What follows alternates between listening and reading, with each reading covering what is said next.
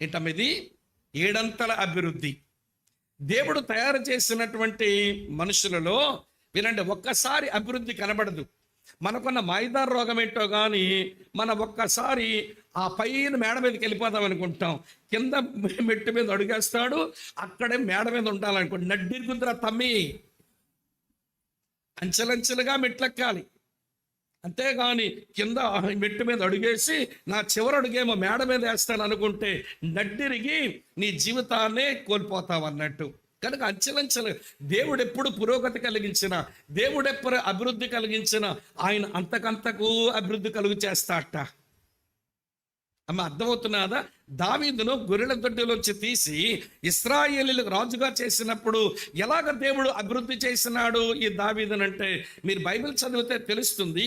సమూయేలు 2వ గ్రంథం 5వ అధ్యాయం 8వ వచనంలో దావీదును దేవుడు అంతకంతకు వర్ధిల్ల చేశాడట. ఒక్కసారి కాదు. ఈ విషయం ఎప్పుడు మీరు మర్చిపోకండి. ఒక్కసారి మీరు పెద్దలు అయినారనుకో మీరు చాలా కీడు తెచ్చుకున్నారని లెక్క. ఒక్కసారి మీరు డబ్బు కలిగిన వాళ్ళు అయ్యారనుకో మీరు చాలా ప్రమాదంలో పడుతున్నారని లెక్క. ఒక్కసారి మీరు పెద్ద పేరు ప్రఖ్యాతులు గడించిన వాళ్ళు అయ్యారనుకో చాలా ప్రమాదంలో పడుతున్నారని లెక్క. అంతకంతకు అంతకంతకు అంతకంతకు అది మంచి విధానం. అమ్మా వింటున్నారే? కొంతమంది ఊరికే తెగ రాలిపోతుంటే కొంతమంది చూసి అంటారు, ఆడికి నడిమంత్రం సిరొచ్చిందిరా అందుకు రాలిపోతున్నాడు వీడు. వాళ్ళ బ్యాక్గ్రౌండ్ మాకు తెలియదు.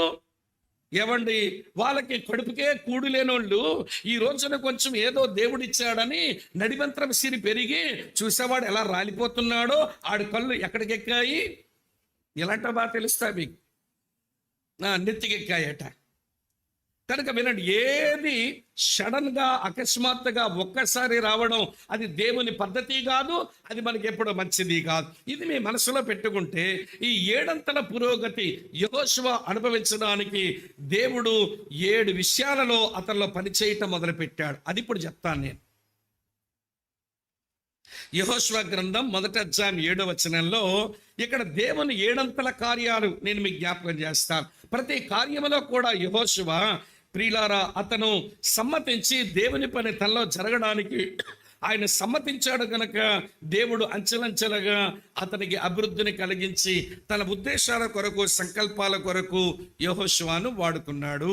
ఇది మీ మనసులో పెట్టుకొని ఇప్పుడు నాతో కలిసి ప్రియులారా, దేవా సంవత్సరం